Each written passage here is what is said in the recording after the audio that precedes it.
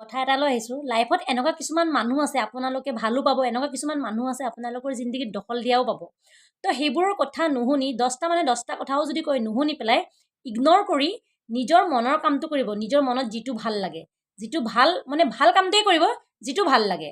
কিন্তু চবৰতো দুনিয়া একে নহয় আৰু চব মানুহতো একে নহয় ন। কিছুমানে ধৰি লওক কোনোবাই বিয়াই হোৱা নাই বা কোনোবা কিবা এটা হোৱাই নাই, তো সেইটোত মানে কমেণ্ট পাছ কৰিব আহে বা কমেণ্ট দিব আহে বেয়া বেয়া কৰি। তো সেইবোৰ মানুহৰ কথাই কৈছোঁ, নিজৰ লাইফটোৰ কথা চিন্তা কৰা দৰকাৰ। নিজৰ লাইফটোৰ কথা চিন্তা কৰা দৰকাৰ, মানুহক দখল দিব নালাগে, 1 নম্বৰ কথা। 2 নম্বৰ কথা, মানুহ ক'ত গৈছে নগৈছে, কি কৰিছে নকৰিছে, যে বিয়া হ'লেই যে লাইফটো যে ভাল হৈ যাব সেইটো কোনো কথা আছে নেকি? সেইটো মানুহৰ ডিচিশ্যন হ'ব, সেইটো মানুহৰ মতে কাম হ'ব, সেইটো সিহঁতৰ মতে কাম নহয়। কোনোবাই বিয়া হৈছে হাজবেণ্ডটোক লৈ আৰামছে খাই থাকক না, কোনোবাই মনা কৰা নাই নহয়, হয়নে নহয় কওকচোন?